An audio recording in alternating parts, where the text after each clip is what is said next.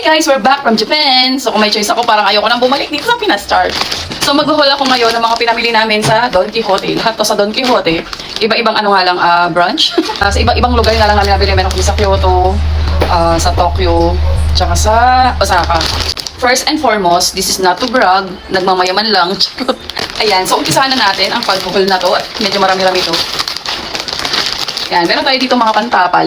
Dahil, alam mo na, aging na tayo. Especially nung nagtutoy kami sa Japan, marami kaming puro walking. So ito, meron kaming pantapal dito. Ito yung isa sa mga best-selling product din nila pagdating sa mga sakit-sakit sa katawan. Ayan, dahil maraming ang paglalakad na naganap. Pwede mo siyang ilagay sa paa mo or sa arms mo, sa balikat. Ayan, sa likod, saan ba yung likod? Nagkakabaliktad na eh. Likod, sa balikat. Basta kung ano yung part ng katawan mo na masakit, ilalagay mo to. Tapos buksan natin para makita nyo. Dalawang variant yung binili ko. Uy, yung bango niya, sobrang mentol. Ayan. 156 yung pieces nito. 2.8 cm yung laki niya, yung size niya. Tapos ito, 78 pieces. 3.9 cm naman siya. Ayan yung life size niya. Kung ano yung nakikita nyo sa box. So, dito sa binuksan ko, 156 sheet na siya sa lahat. Sa buong pack na ganito. Sobrang bango, sobrang mentol niya. Kailangan niyo to pag nagpunta kayo ng Japan para to avoid yung mga sakit-sakit sa paa, ganyan. Paglakad kayo ng malayo-layo. Kayanin niyo talaga. And then next, itong Cool Refresh Sheet. Nilalagay naman siya sa mga binti din kung saan mo gustong ilagay. Ayan. Ito nagamit na namin last night. Ang ano ko lang dito, ayoko lang. Kailangan kapag nilagay mo na siya, huwag kang malikot kasi may tendency na matanggal siya. Yung parang itsura niya, parang siyang cool fever. Meron ako nito sa bag eh. Sige, buksan ko na nga lang din. So, bumila ka nito ng 2 box. Marami na rin siya sa isang box. Ilan ba to? 24 pieces na siya sa isang box. Ang bango, sobra. Grabe. Ganito itsura niya. Ayan, ganyan siya kalaki. Pwede mo nga itong hatiin kung gusto mo. Yan, ganyan yung paglagay niya sa legs. Ganyan ko lang din siya nilagay. Tapos, sobrang sarap sa pakiramdam ng cooling effect niya. And then, ito yung pinakamasasuggest ko sa mga naglalagas yung hair, sa mga napuputol yung mga nails. Kasi, na-try ko na ito eh. Kaya sabi ko, pag nagkaroon ako ng chance na pumunta ng Japan, dadamihan ko na siya. Masasuggest ko to sa mga namumblema, sa mga madaling mag-crack yung nails, tapos naglalagas yung buhok. Ito na yung kailangan nyo. Biotin. For more information, mag-search na lang kayo. At isa pa. Nagmamadali. Isa rin ito masasuggest ko, itong Sana. Ito, ang unang-una kong hinanap din nung nagpunta kami ng Donkey. Ito yung Sana sa mga may problema sa mga under eye, yung mga nangingitim dyan, yung laging puyat. Bali, pangalawang beses ko na itong gagamitin. Meron din itong iba't ibang variant, may anti-wrinkle, pero itong binili ko is for nangingitim, ano bang nangingitim? Black eye. Hindi, dark. Itong binili ko for dark underarm. Itong binili ko is for dark under eye. Kasi nga yun yung problema ko, laging puyat. Kaya kailangan nating ibalik ang dapat ibalik. Ito, Sana all. Next, ito naman para sa may mga crack heel. Ngayon ko lang ito matatry. At sana effective siya. Dalawa yung binili ko nito.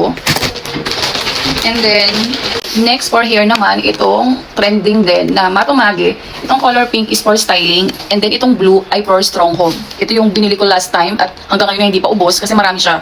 So, ayan. Kung naghahanap kayo ng talagang parang dinilaan ng dinilaan ng kalabaw. Yung gusto niyo parang dinilaan ng kalabaw yung inyong mga buhok. Yan, yung mga may tayo-tayo dyan, yung para mag-settle down sila. Ito yun, matumagi. And then next, itong 4 strips from Biore for men and for women. Blackheads remover, 4 strip.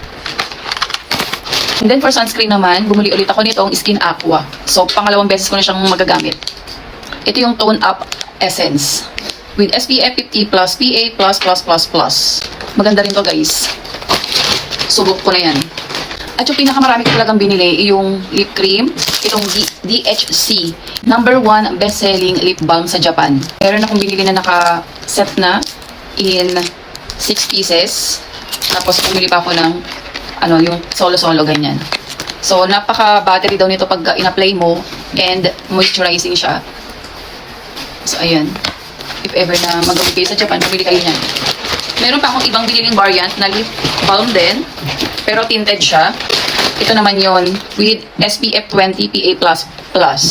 Ito yung mentolatum, hindi ko alam kung paano ko i-pronounce. Water Lip Fresh Gold to. So pareho lang tong tatlo. Minkish lang yung clips niya rito pag in-apply nyo. Ayan. Meron din itong mga ibang variant. So ito lang yung binili ko. Parang naturally pink lang yung atake. And of course, isa din sa mga paborito kong brand. Itong Goat's Milk hand cream. Meron tong soap at saka meron dito mga lotion iba-iba. Pero this time, bumili ako ng hand cream. Meron pa kasi kaming stock ng soap nito. And then, itong Johnson's Body Care Aroma Milk Peach and Apricot. Nung first day namin sa Japan, naghanap na ako ng lotion. At isa to sa mga nabili ko. Iba nga lang yung scent niya, yung lemon scent. At maganda siya kasi nakaka-moisturize talaga. Yung saan ako, nagkaroon siya ng parang maligas-gas dito sa sobrang lamig. Nilagyan ko lang lotion, ayun, nawala siya. So, kaya bumuli ulit ako ng isa pa. Pero ibang variant naman, itong peach and apricot nga. Ang bango. Nakakamoy ko na siya, hindi ko pa binubuksan. Ganun siya kabango. And then, itong Biore na facial wash, moisture. Tapos, isa pa, wait. Bumili rin ako nitong Whip Premium na facial wash din. Yan. So, dalawang klase ng facial wash. Itong Perfect Whip nga at itong Biore. So, alin ang mas maganda? Ito kasi subok ko na itong Perfect Whip. Itong Biore hindi ko pa natatry. So, sana maganda rin siya. Siyempre, hindi mawawala itong Roto Eye Drops. This time, ang binili ko ay itong yellow. Mas mild kasi ito dun sa color blue. At talagang minsan hindi ko kinakaya yung color blue. So, sa mga mayroon na nito, alam nyo na yon kung ano yung effect nito sa mata. Kung makati yung mata nyo, dry. Ngayon ko pa lang ito matitest. So, tingnan natin sa mga susunod na video kung ano yung effect niya. And then, for our next bag, unahin na natin yung sabon. Isa to sa mga talagang trend sa Japan na sabon. Itong Kao soap. So, meron itong dalawang variety. Itong red and blue. Ano yung pagkakaiba? Itong color red is rose scent, while this blue is jasmine scent. Parehas lang silang moisturizing sa balat. At hindi siya madaling matunaw. Yun yung pinaka-best part dito. Itong red actually for oily skin. At saka meron siyang isqualene. At ito namang color blue is kung may mga parang pagpapawis kayo, mas okay daw gamitin itong color blue. So, both itong dalawa ay maganda yung effect sa skin. Very moisturizing. Meron tayong Subaki shampoo and conditioner. This is the shampoo, premium volume and repair, and then the conditioner, premium moist and repair. At sa mga nakasalamin dyan, naka-eyeglasses, meron tayo ditong wipes. Ayan. Pwede rin siya sa cellphone actually. Tapos sa relo. And ayan, sa mga glasses. Eyeglass or sunglasses. Pwede siya sa mga tablets. This is a good choice. At yung pinaka-na-excite akong bilhin sa mga tamad days, sa mga araw na nagmamadali ka, ayaw mo na mamalansya. Itong player. Meron tayong dalawang variant. Itong blue at saka itong pink. Hindi ko alam kung anong scent nito. Sige, i-check ko nga.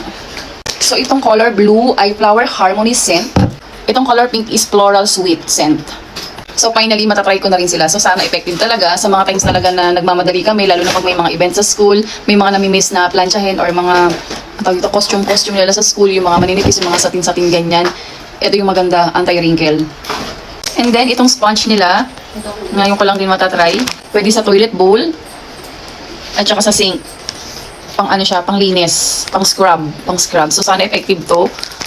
Dahil kailangan ko to. Malaking tulong to for me. And then nakabila rin kami nito, standing rice scoop. Ayan siya. Ayan. And then for our third bag, nandito naman yung mga snacks. So ito kung familiar kayo sa Krusty Poppin' Cookin para sa mga bata. Nakakaaliw to para sa mga bata, sa may mga anak dyan. Ayan, kasi sila yung gagawa ng sarili nilang candy using this Poppin' Cookin. Ayan, merong iba't ibang variety nito. Itong burger, may price pa yan. O, kumpleto. Para sila nag-McDo Jollibee. Tapos, meron din mga donuts. Ayan o. Dalawa lang yung binili namin. And then ito, nag-research ako before ng masasarap na snacks sa Japan. So, isa to sa na-discover ko. Itong cream brulee siya. Maliit na version. Pero sa mga convenience store, makakabili ka nito ng medyo malalaking size nito. Ito kasi maliit lang eh. Open natin. Sobrang cute niya. Sige, wait. Kasi isang pack, meron kang 6 na piraso. Tingnan siya. Yan. Pero hindi masyado, masarap siya, pero hindi ganun sobrang i-hoard ko talaga. 3 pack yan siya. Meron kami nabili sa convenience store, inuwi namin, siguro mga 3 piraso. Ubus na. Tapos, itong miso soup. Bali, 2 pack. Instant na miso soup. Pwede itong pambaon sa school. Lalo na yung anak ko. Nag-request talaga siya nito. Tapos, bumili rin ako nitong chisa. Ang mahal nito sa sa mga grocery store dito sa atin. Ito, 2 klase siya.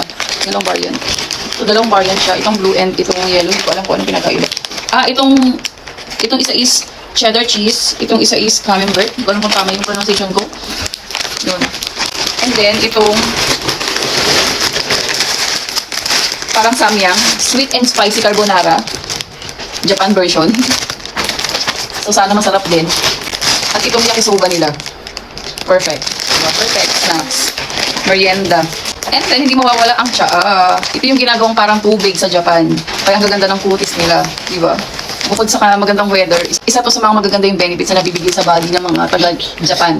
Meron na siyang 54 pieces sa isang pack. Meron din kami biniling pang toppings sa rice. Ayan. Pagsawa na kami sa mga ulam. Ito na lang ang ulamin namin. Toppings na lang. Ayan. Siyempre, hindi mawawala ang wasabi. Ito kay Daddy to. Japanese wasabi. Dahil mahilig siya sa mga salmon, sa mga sashimi, and Swiss miss na salted caramel. Parang ang sarap-sarap niyan tingnan. Sarap-sarap talaga. I bet. And of course, mawawala ba ang mga tsokolate? Number 1 na dyan ang Alfort Mini Chocolate. In matcha flavor, meron din tayong vanilla white and strawberry. Actually, marami pa kami dito nabiling mga chocolate. And yung original flavor nila. We have also truffle chocolate. Bumili rin kami ng jelly. Sikip naghahanap pa ng ihol ko eh. Supportive. Supportive son. Open ko. At ito naman talaga, isa sa mga paborito namin. Hindi lang bata, pati matanda. Ito yung mabilis maubos sa amin. Masarap kasi siya. Jelly. 1 kilogram na siya. Ang favorite ko dito yung peach. Ang sarap niya. Ganito yung itsura niya per pack. And my favorite is grape. Grape. Oh, kasi meron siyang apple, orange, grape, tsaka peach. Tama, no? 4 lang. Ayan, nasa picture naman pala. Tapos mango. Oo. Mango. Favorite mo rin yung mango? No? Anong favorite mo? Grapes Grape. lang. Ah, Tapos grape yung lang. apple. Apple and grape na yung favorite niya. Ako, peach ang paborito ko, tsaka grape. Ito yung peach. Ayan. Dito na kayo nagtatapos. Then, marami pang iba. Charot. Ay, ito. Last. Itong mushroom chips. Yan. Yummy.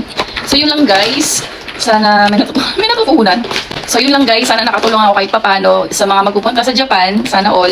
Magkaroon kayo ng ideas kung ano yung inyong ipapadala or bibilin at itatry. Ito man ay skincare or hair care, snacks. But honestly guys, kung maramihan yung bibili nyo, mas maganda sa drugstore. Meron kasing mga product doon na mas cheapest compare sa Don Quixote. So yun lang yung tips ko Bye-bye. sa mga magpupunta dyan in the near future sa Japan. Yun lang, sana nakatulong. Bye!